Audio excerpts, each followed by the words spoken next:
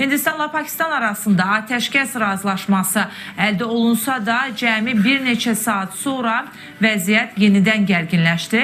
Sərhəddə atəş səsləri eşidildi, tərəflər qarşılıqlı ittihamlarla çıxış elədilər.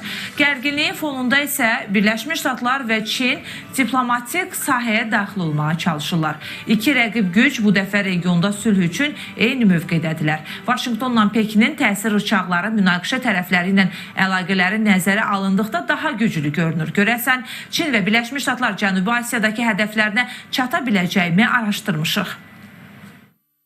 Hindistanla Pakistan arasında atəşkəs əldə olunsa da, bir neçə saat sonra razılaşmanın pozulduğuna dair xəbərlər yayılıb. BBC News-un məlumatına görə Kəşmirin Srinagar şəhərində atəş səsləri eşidilib. Hindistanın Xarici İşlər Naziri Vikram Misri atəşkəsi Pakistanın pozduğunu deyib. İslamabad isə iddianı rədd eləyərək qarşı tərəfi ilk atəş açmaqda günahlandırıb. İki ölkə razılaşmaya sadiq qaldıqlarını vurğulasa da, son olaylar atəşkəsin davamlılığını şübhə altına qoyub. Prosesin fonunda Çin, Hindistanla Pakistan atəşkəsə riayət eləməyə çağırıb. Ölkənin Xarici İşlər Nazirliyi Pekinin münaqişənin genişlənməsindən narahat olduğunu bildirib. Çin regionda sabitliyin qorunması üçün vasitəçi rolunda çıxış etməyi də təklif edib. Paralel olaraq Amerika Birləşmiş Ştatları prezidenti Donald Trump da ərazi mübahisəsinin həllində hər iki ölkəyə yardım edəcəyini deyib. Analitiklərin fikrincə, Vaşinqtonla Pekinin münaqişə tərəfləri üzərində təsir imkanları digər dövlətlərə nisbətən daha genişdir. Hər iki tərəfin də həm Amerikanın, həm Çinin münaqişə edən tərəflərə təsir imkanları çoxdur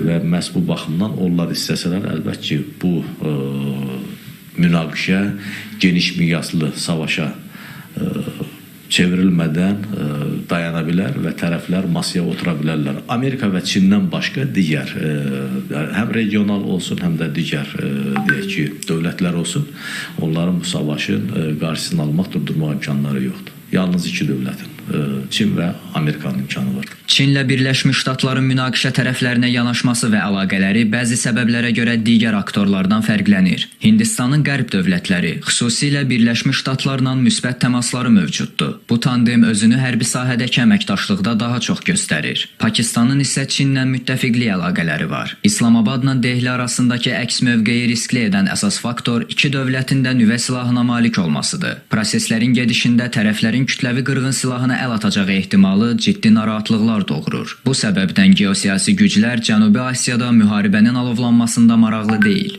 Digər tərəfdən də hazırda dünya Ukrayna və Yaxın Şərqdə gedən iki ciddi konfliktlə üz-üzədir. Trump administrasiyası bu müharibələri bitirməyi hədəflədiyinə görə yeni bir qarşıdurma ilə məşğul olmaq istəmir. Çin isə həm Hindistan, həm də Pakistanla qonşudur. Bölgədə eskalasiyanın böyüməsi Pekinin də başının ağrıyacağı ehtimalını artırır. Şərhçilərin sözlərinə görə Çin ilə Birləşmiş Ştatların vasitəçilik imkanları geniş olsa da, tərəflərin birgə fəaliyyəti o qədər də real görünmür. Çünki hazırda bu dövlətlər özləri də bir-birləri ilə rəqabət halındadır. Çin ilə Amerika Birləşmiş Devletleri'nin Pasifik bölgesindeki gerilimleri Hindistan-Pakistan olaylarında aynı masada oturma ihtimallerini zayıflatmaktadır. Eğer ki aynı masaya oturarak hem Hindistan hem de Pakistan'ı Çin ve Amerika Birleşik Devletleri dörtlü bir şekilde bir arabuluculuk masası oluşturulabilirse Amerika ile Çin arasındaki gerilimler içinde bir yumuşama, bir yeni evreye gelme pozisyonu olarak değerlendirilebilir, ancak bu ihtimal oldukça zayıf görülmektedir. Qeyd edək ki, Hindistanla Pakistan mayın 10-da atəşkəs barədə razılığa gəlib. Donald Trump təşəbbüsün Vaşinqtonun vasitəçiliyi ilə reallaşdığını desə də, Dehli bunu təsdiqləyəcək açıqlama verməyib.